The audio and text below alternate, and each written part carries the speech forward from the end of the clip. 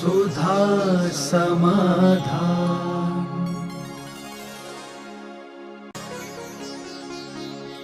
नमोस्तु गुरुदेव। निमित्त शक्ति और उपादान शक्ति का क्या महत्व है? किसी की दवाई कराकर एक स्त्री को विधवा होने से बचाया जा सकता है। एक व्यक्ति की दवाई कराने से बेटों को अनाथ होने से बचाया जा सकता है। एक गौशाला में जाकर देकर के गौशाला को कटने से बचाया जा सकता है। कितनी शक्तियां हैं। कभी 1 लाख रुपए रख करके उसकी निमित्त शक्ति को पहचानना, कभी चिंतन करना। मैंने प्रातः काल कहा, साधु 24 घंटे करता क्या है?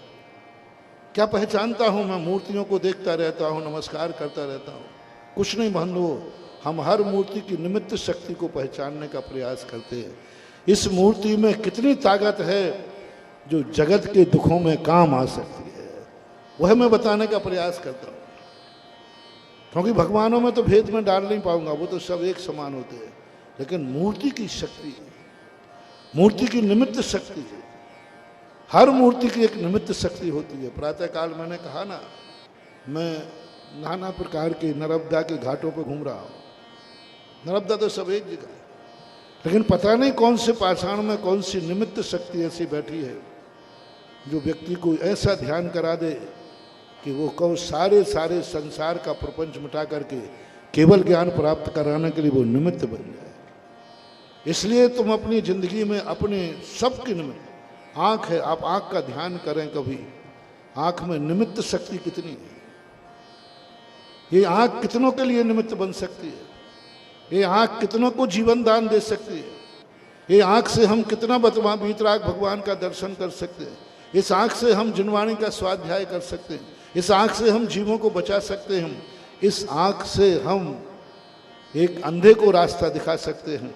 इस आँख से कितनी निमित्त शक्तियां हैं। उपादान शक्ति मत देखो कि आत्मा आँख देखती है, ये तो तुम्हें कहने की जरूरत नहीं, वो तो उसका नेचर है।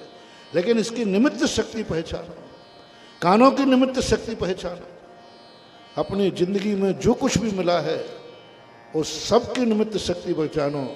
भगवान की दिव्य धुनी और वाणी का मूल अंश है परोपकार। भगवान आज समोषण में बैठे हैं निमित्त शक्ति को जागृत करके। आज समोषण में 12 सभाएं लगी हैं निमित्त शक्ति को जागृत करके। आज जीवों के कल्याण के लिए वो 3 वर्ष 8 वर्ष तक उपदेश देंगे। और ऋषभ देव का उपदेश तो 1000 वर्ष कम, 1 लाख पूर्व तक उपदेश दिया।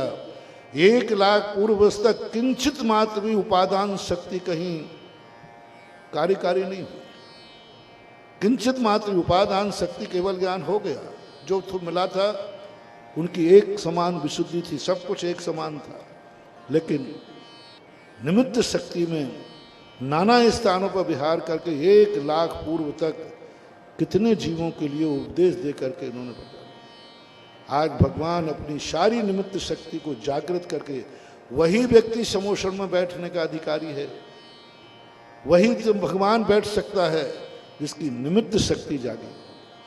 जिन भगवानों की निमित्त शक्ति नहीं जागती उनके समोषण की रचना नहीं होती, उनका कोई प्रवचन सुनने नहीं जाता। वो एक जंगल में बैठे हुए अपने ठीक है सामान्य रूप से रह करके भगवान बन जाते हैं। आज अनंत उपकारी निमित्त शक्ति को जागृत करके आज हमारे ऊपर कितना बड़ा उपकार कर रहे हैं। तीर्थंकरों का कितना बड़ा उपकार कर रहे हैं कि आज सारे जगत के लिए वह सत्य, वह तथ्य उजागर कर रहे हैं जो हम कभी जान नहीं सकते थे। यदि तीर्थंकर भगवान की यह निमित्त शक्ति नहीं जागती तो हम जैसे लोगों को तो कभी इस पंचम काल में उजेला मिलने का सवाल ही नहीं उठता। यदि भगवान की दिव्य धुनी निमित्त रूप से नहीं खिलती, क्योंकि स्वयं के लिए उनको कोई स्वाध्याय की जरूरत नहीं, उनके लिए कोई उपदेश की जरूरत नहीं, स्वयं के लिए कुछ भी जरूरत नहीं। आज जो दिव्य धुनी भगवान की खिल रही है वह दिव्य धुनी भी निमित्त शक्ति को लेकर खिल रही है। दूसरों के लिए, उनके लिए कोई लाभ नहीं है प्रवचन। आप लोग, हम लोग तो प्रवचन देते हैं तो उसमें स्वयं भी सुनते हैं, उसमें स्वयं का भी कल्याण निहित होता है। हमारा तो स्वाध्याय होता है। लेकिन भगवान स्वाध्याय नहीं करते, उनका तो एक ही है, दिव्य धुनी जब खिलती है जगत के कल्याण के लिए खिलती है। जो जीव अपनी उस निमित्त शक्ति को जागृत करने का भाव करते हैं, इन्होंने संकल्प किया था समोषण में कि हे भगवान, मेरी ऐसी निमित्त शक्ति जाग जाए कि मैं सारे जगत का कल्याण कर सकूं, सारे जगत के आंसू पहुंच सकूं, सारे जगत का दुख दूर कर सकूं। ऐसा परिणाम इन्होंने किया।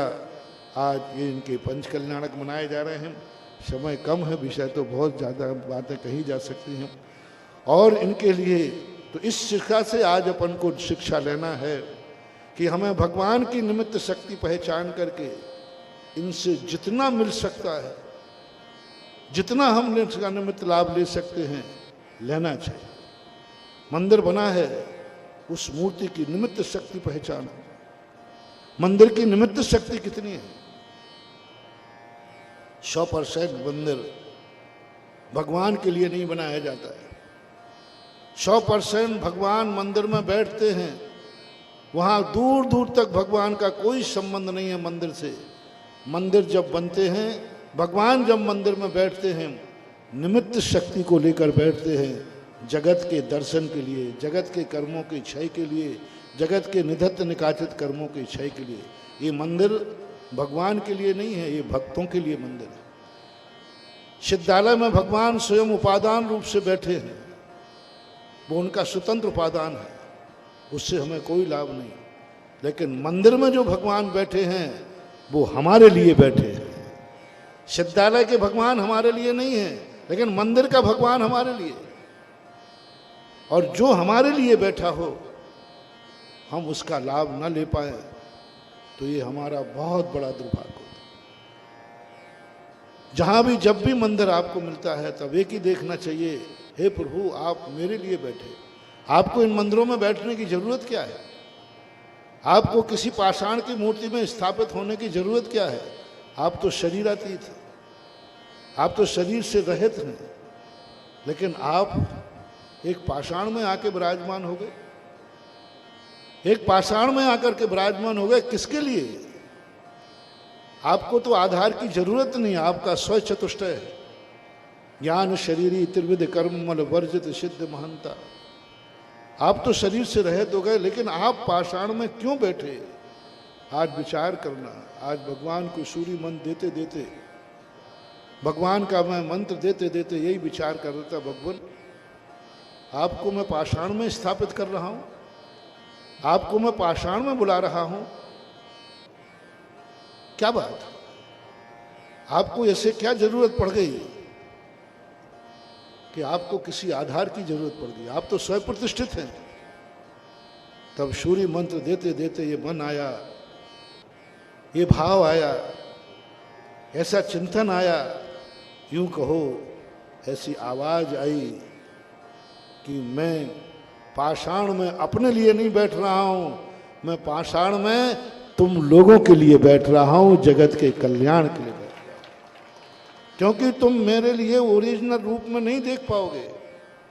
जब मैं उपादान रूप से बैठूंगा तुम्हारे लिए दर्शन नहीं होगा। सिद्ध भगवान को अपन नहीं देख सकते, नहीं जान सकते। तुम लोगों को मेरा रूप जब ही दिखेगा जब मैं किसी रूपी पदार्थ में स्थापित होऊंगा। भगवान तो अरूपी है, भगवान तो सिद्धालय में अरूपी हो गए, लेकिन हमारे कल्याण के लिए वो पाषाण में आके बैठ रहे हैं। पाषाण में उनकी स्थापना की जा रही है। ये सारी मूर्तियों का जितना भी है, आज जो सूर्य मंत्र दिया गया, निमित्त शक्ति को जागृत किया गया। निमित्त शक्ति के लिए भगवान को बुलाया गया। भगवान से कहा, भगवान आओ, तुम्हारे लिए हमारे इस संसार की जरूरत नहीं है, तुम्हारे लिए इस संसार की जरूरत नहीं है, लेकिन संसार के लिए तुम्हारी जरूरत है। तुम्हें संसार की जरूरत नहीं है, तुम्हें भक्तों की जरूरत नहीं है, लेकिन भक्तों को आपकी बहुत जरूरत है। सारी निमित्त शक्ति स्थापित की गई, सारी निमित्त शक्ति को निमित्त बनाया गया जगत के कल्याण के लिए। आओ प्रभु बैठो, आओ बैठो, इस पाषाण में बैठो, जगत के लिए बैठो। आपका गंधोदक चाहिए लोगों को, अपने पाप काटना है लोगों को, अपने निधत्त निकाचित कर्मों का क्षय करना है। जब तक आपकी यह निमित्त शक्ति अब भगवान को यदि मूर्ति में बैठने की शक्ति, निमित्त शक्ति नहीं होती तो आज न ये पंचकल्याणक होता, न ये मंदिर होता। एक निमित्त शक्ति का कमाल देखो, ऐसा स्थापना निक्षेप में आया, ऐसे भगवान की स्थिति। तो आज जब भगवान अपने लिए पाषाण में बैठ गए हैं तो अपना कर्तव्य क्या है?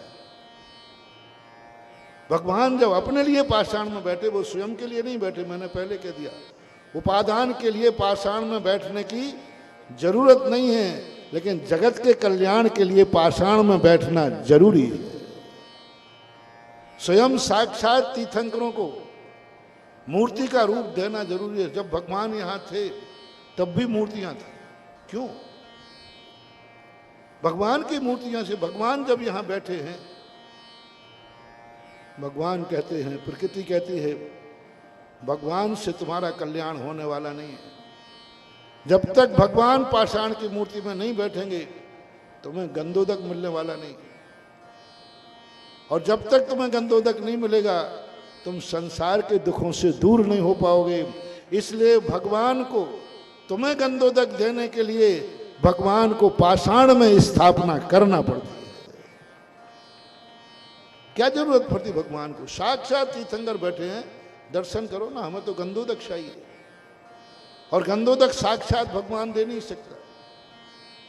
भक्तों के क्या जिनवाणी ने उपकार किया कि भगवान को भगवत रस से हटा करके, औदारिक शरीर से हटा करके, सिद्धालय से हटा करके पाषाण में जाकर के स्थापित किया। महत भक्तों के लिए, महत संसार के कल्याण के लिए, महत गंधोदक के लिए। महानुभाव, जब भगवान गंधोदक के लिए पाषाण में बैठे हैं, जब गंधोदक के लिए मंदिर में बैठे हैं, तो आप लोगों को नियम लेना चाहिए कि मैं प्रतिदिन भगवान का गंधोदक बना के ही भोजन करूंगा, क्योंकि भगवान मेरे लिए महत गंधोदक के लिए पाषाण में आना पड़ा। गंधोदक में जब साक्षात तीर्थंकर थे और कोई परवश नहीं, भगवान की भीतराग मुद्रा का दर्शन होता है। चौथे काल में समोषण में पाषाण की मूर्तियां क्यों? जब साक्षात तीर्थंकर हैं तो साक्षात तीर्थंकर बैठे हैं। मैंने बहुत सोच करके निकाला, कोई दूसरा कारण नहीं। दर्शन तो साक्षात भगवान का भी होता है, सब कुछ होता है। मात्र एक क्रिया साक्षात भगवान की नहीं होती कि साक्षात तीर्थंकर का गंधोदक नहीं मिल सकता, उन्हें कोई छू नहीं सकता, उनका अभिषेक नहीं हो सकता। मात्र भक्तों को गंधोदक देने के लिए, मात्र भक्तों को अभिषेक करने के लिए साक्षात तीर्थंकर के रहते हुए भी तीर्थंकर को पाषाण में स्थापित करके और भक्त को गंधोदक दिला दिया। जिनवाणी मान मात्र एक कारण, वो कोई कारण नहीं। पूजा के लिए नहीं, पूजा तो अनंत भगवान की साक्षात तीर्थंकर की भी कर सकते, सब क्रियाएं तीर्थंकर है, लेकिन मात्र एक क्रिया भगवान की नहीं होती। मैंने पूरा डिसेक्शन किया। साक्षात तीर्थंकर के सामने मूर्ति की क्या जरूरत थी? साक्षात तीर्थंकर के सामने क्या नहीं हो सकता? सब हो सकता है, सम्यक दर्शन भी हो सकता है, उपदेश भी हो सकता है।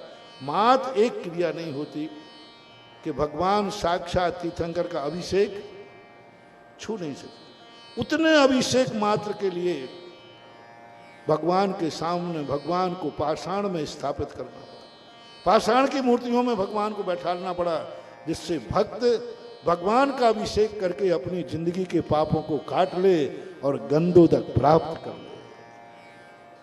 इसलिए मेरा आपसे कहना है कि मात्र पाषाण में मूर्ति की स्थापना के लिए एक सबसे बड़ी निमित्त शक्ति है गंधोदक, सबसे बड़ी निमित्त शक्ति है अभिषेक, और वह हमारे लिए प्राप्त करना चाहिए। नमोस्तु गुरुदेव। किन पुण्य कर्मों के कारण भोग विलास में पैसा खर्च करने का मन ना होकर धार्मिक कार्यों में पैसा खर्च करने का मन होता है? कि जब व्यक्ति धन की निमित्त शक्ति को पहचानता है। किसी भी वस्तु में दो शक्तियां होती हैं, एक शक्ति विनाशकारी होती है और एक शक्ति विकासकारी होती है। जो अज्ञानी होता है वो धन का गलत कार्यों में लगाता है, वो भी उस धन की निमित्त शक्ति है, और ज्ञानी धन की उस अच्छी शक्ति को पहचान लेता है तो अपनी कमाई के लिए सोचता है कि अच्छे कार्य में लगा जाए। इसे बोलते हैं जैन आगम में पुण्यानुबंधी पुण्य। नमोस्तु गुरुदेव, क्या हम अपनी किस्मत बदल सकते हैं या जो उसमें लिखा है वह भोगना ही पड़ेगा? किस्मत क्या चीज है? किस्मत हमने खुद लिखी हुई है। किस्मत कोई भगवान नहीं लिखता। भगवान कोई हमारा मुनीम नहीं है जो हमारी किस्मत बही खाता लिखता रहे। किस्मत हम खुद लिखते हैं। लेकिन कई बार क्या होता है कि विद्यार्थी जब परीक्षा देता है और उसको समय कम पड़ जाता है तो आखिरी क्वेश्चन इतने रट्टे के साथ लिखता है कि उसकी राइटिंग ही समझ में नहीं आई। मास्टर यदि उसी विद्यार्थी को बुला के कहे भाई तू ही खुद पढ़ दे, तो वो भी नहीं पढ़ पाएगा, क्योंकि आखिरी में वो ऐसा ही लिखता है। इसी प्रकार अपनी जिंदगी की जो किस्मत की कॉपी है, हमने इतनी फास्ट लिखी, हम इतनी बेहोशी में लिखी, अपने बेखबर होकर लिखी कि हम खुद कहते हैं कि ये किस्मत क्या मेरी है? किसने मेरी किस्मत में ये लिख दिया? किसी ने नहीं लिखा। जो कुछ भी लिखा है हमने खुद की किस्मत खुद लिखते हैं। लेकिन दुर्भाग्य ये है, खुद लिखे और खुदा बाँचे। खुद अपनी किस्मत लिखते हैं और फिर उस किस्मत को बाँचने के लिए हम जोशियों से पूछते हैं, देखना मेरी किस्मत में क्या लिखा। फिर हम पूछते हैं कि देखना मेरी रेखा में क्या लिखा। कुछ नहीं, जो अपन ने लिखा है, हमारी खुद की कॉपी हमने खुद लिखी है। इसलिए किस्मत से ही जो कुछ होना है होगा, लेकिन उस किस्मत को हम बदल भी सकते हैं। उस किस्मत को यदि हमारा सच्चा पुरुषार्थ है, हमारी अतीत में गलती है, उस गलती का प्रायश्चित होता है। गलती को यदि व्यक्ति सुधारने का मौका दिया जाता है, यदि हमारी किस्मत में कुछ गलत लिखा है तो वर्तमान में यदि हम उस गलती को सुधार लेते हैं और भविष्य में उस गलती का न करने का नियम लेते हैं तो हमारी किस्मत में बदल जाता है। ऐसा है नीति कारण लिखा कि अच्छे कार्य करने वालों के लिए भी किस्मत की लकीरें बदल जाती हैं, ऐसा लिखा। नमोस्तु गुरुदेव, वर्तमान परिवेश में दया और करुणा दुख का कारण क्यों बनता जा रहा है? दुख का कारण नहीं बन रहा है, दुख निकल रहा है। एक व्यक्ति ने प्रश्न किया था, महाराज हम जितना धर्म करते उतना संकट आता है। संकट आता नहीं है, संकट निकलता है। ऐसे संकट निकलता है, मैंने उदाहरण दिया था ना कि आपको कोई फोड़ा हुआ है तो वो अभी कोई दर्द नहीं कर रहा, लेकिन डॉक्टर के पास जाओगे तो डॉक्टर दबाएगा, तो डॉक्टर के दबाने से दर्द बढ़ता है कि घटता है? बढ़ता है, तो फिर मत दबाओ। इसी प्रकार धर्म करने से कष्ट ऐसे ही बढ़ता है जैसे डॉक्टर फोड़े को दबाता है, लेकिन बाद में आराम मिल जाता है, ऐसा मानना चाहिए। सुधा समाधान।